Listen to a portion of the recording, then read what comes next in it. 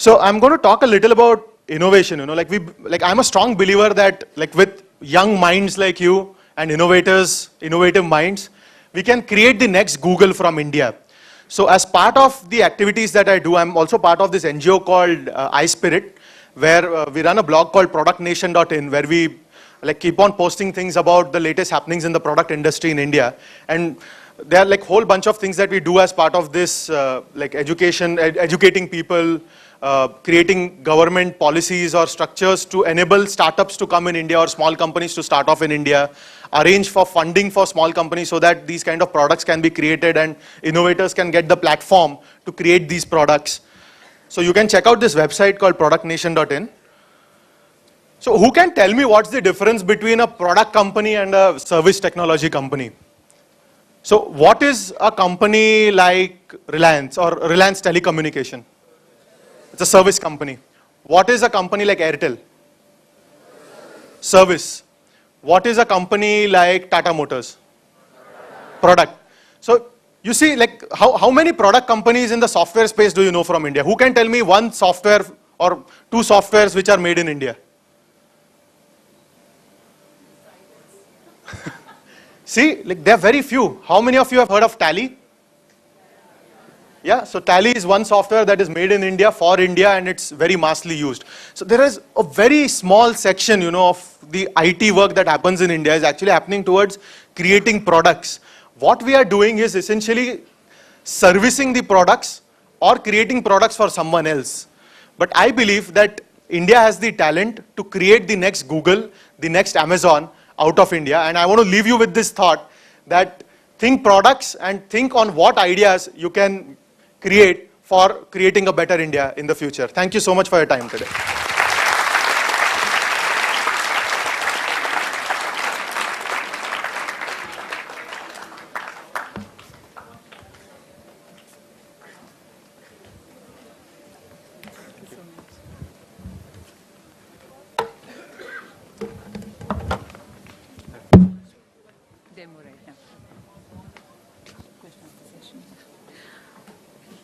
Now we also have, thanks Anup for your wonderful presentation. I think this has given you some food for thought how innovation helps and we can take it forward.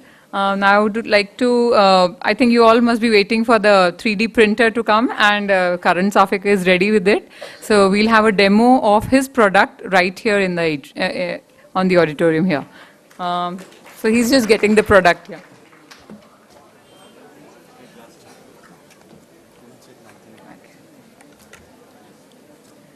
So this is the Cube 3D printer, okay. I made it about, the design was done about 6 months ago and constantly improving.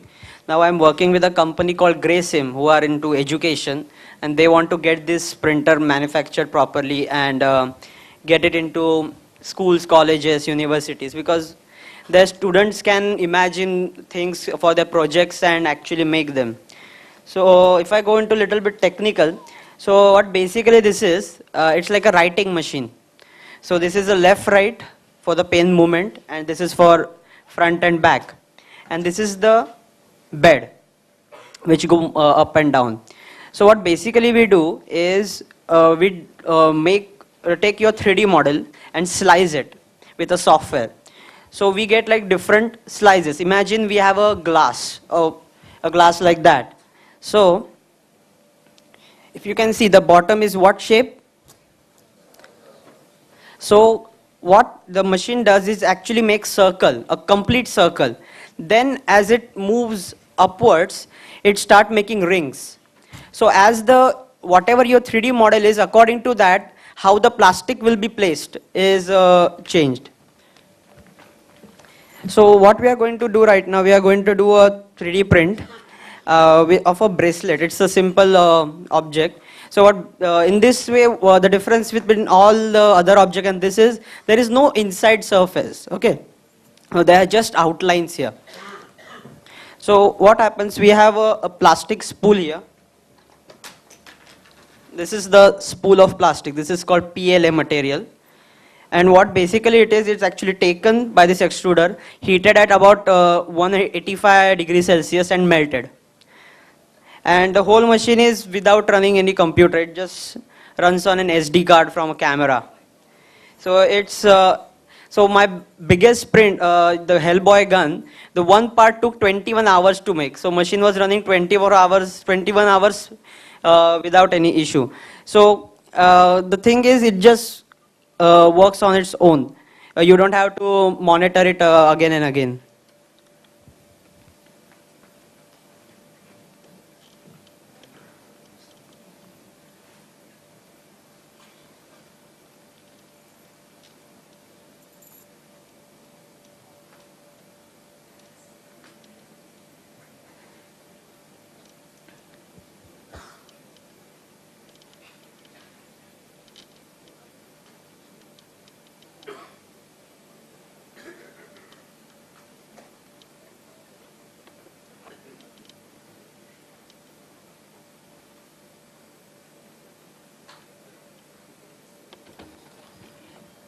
So it's now actually going to the whatever it's doing. So it's not that much explaining. What we will do right now is take questions basically. So if anybody have questions, because it will be more of a better interactive session that way. Yes? No. So I will explain how the whole process works. You have a 3D model. You download from internet. You make in whatever AutoCAD, Maya, 3D Studio Max, whatever software. So after that, the model is fed into a software which actually converts into a language that machine understand, and that files goes into SD card. The calibration part, the adjustment part is already done. And if you want to change, so if I'm making something like iPhone case, is making a little bit too much tight, or the camera hole is not big enough, you change your design.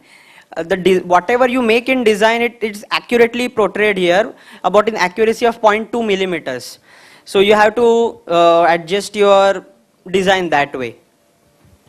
I would like to also go over the applications of these kind of machines. Now, what happens since the whole, there is a famous company called MakerBot who's making these 3D printers in US. So now they are actually bought by another big company right now. It's a big deal.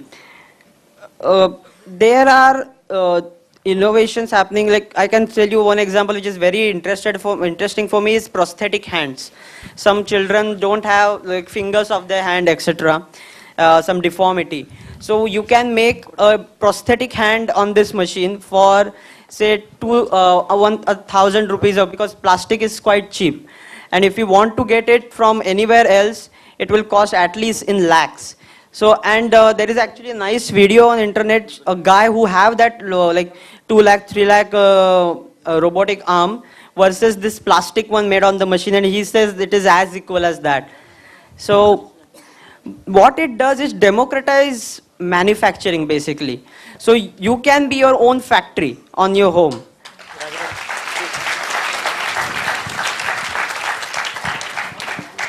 Any more questions?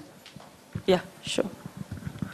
Karan, about this application of the prosthetic limb. Yes. You said that it's this material is not heat resistant, or Yeah. it can easily melt. Or Absolutely, something like yeah. that. So how would it work? So the machine, what is using right now is PLA, but there is an option for nylon also.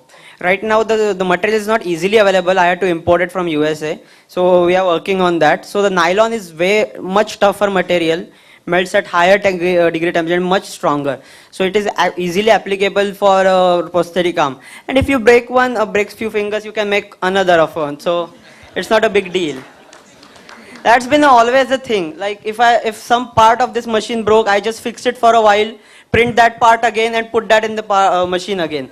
So many of these machine parts are actually made on this printer or some other printer. So that's why while making first printer, it was a big problem. So where to get first part? It's a chicken and egg problem. Who will get the first part to make the another machine? So I had to import that time. That was also a big deal because I'm from a very normal family. Importing something and using credit card for that was a big deal for me. But finally courage it out and did that. Okay, hi Karan. Yeah. I'm here. Here, on your Which side? Left, left, left, here. Okay, sorry. Yeah, Hi. sorry, madam. No, no. I just have two small questions. One, what is the biggest size of the objects that you can make with this machine? Two, have you had also, I mean, is there a provision that you can make smaller parts and then Yeah. piece them together and Yes. collate them together? Okay, so this machine can make maximum biggest object of 20 centimeter by 20 by 20 centimeters. And if you have, the thing is, if you have 3D model, it's too big. So there is a nice example on Thingiverse, which is the Iron Man helmet.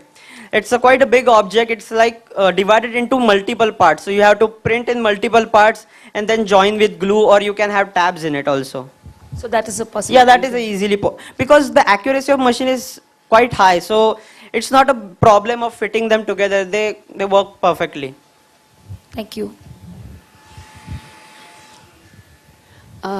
Since you said that we use plastic Yes. to make whatever you make in this, is there a possibility of you recycling the plastic Yes. that is So- found so abundantly? Absolutely. So the filament which is used is like a very thin filament of 1.75 millimeter. That is the standard for these kind of machines. Now, for recycling, so there is another project called Filastruder. So what it basically does is take your waste prints, crush them down, and again make it into filaments which can be used again. So that is a possibility working on. The problem is the accuracy that we need for this machine. It is still not achieved by that machine, but theoretically it's possible. It just needs to be implemented right now.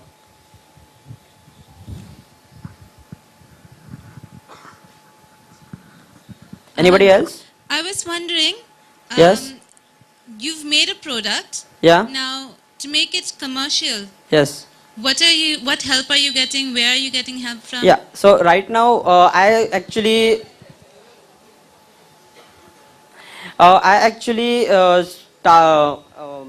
did myself for a while, like selling my own machine. But the problem was, as the technology is quite new, the support was a big issue, and like satisfying like every customer's little problems.